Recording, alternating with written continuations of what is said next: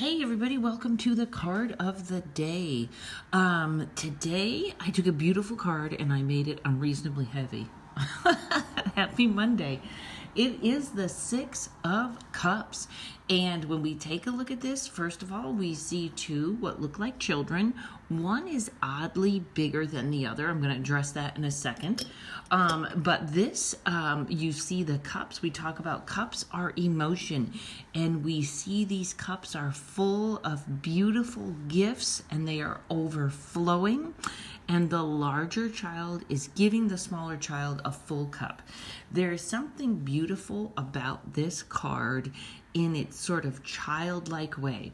And on this card, a lot of people didn't notice the adult is leaving over here. Okay, this whole scenario, two children, a large amount of gifts, and the adult leaving the situation. This could be the first time they're alone or left on their own. This could be a card of forgiveness, giving a gift and asking forgiveness. On sort of the aside, if the cards are a little dark around it, it can be a boundary issue. This could be a very large child imposing themselves kind of in a positive way or negative way on the smaller child. But either way, usually, especially when I read this alone, I find this to be gifts. It can be nostalgia, thinking backwards, but it has a beautiful feel to it. Now I look at my new favorite deck, the After deck. The adult, a different adult, has returned, and it's as though children happy to see mother returning to home, returning to that love and safety. They're just running over. This guy's still over here. Okay. Now I interpreted this card. A lot of people know I have some strange ideas, or I have some ideas. I'm not that comfortable with the word gifts.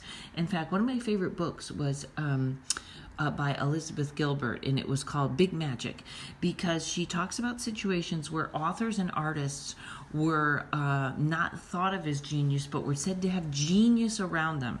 In other words, they are not when you say someone has a gift, there's a lot of responsibility with that. There's a lot of ego with that. But when you say they are open to receiving the gifts or the genius around them, you take the pressure off of them and you make it more of a genuine thing. And when I talk about tarot and stuff, if people say I have gifts, I always say I do not. I just have focused more on this particular topic. In other words, I might be a better tarot reader than my plumber because my plumber has not focused on tarot. Then again, he will be a better plumber because I have not focused on plumbing.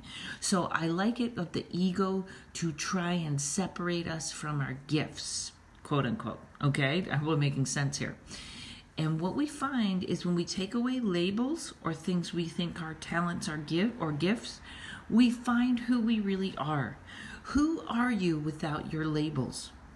Okay, that's a really hard question. But when I separate my gifts from myself, I find home. Okay? So when we take away that ego, we take away all that responsibility, we take away that which separates us from others. I'm better than them, I'm above them. We find home.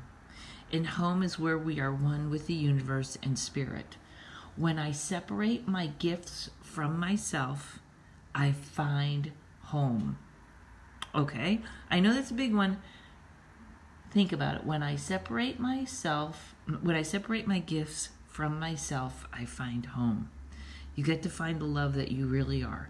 Have a great Monday, everybody. I'll see you tomorrow.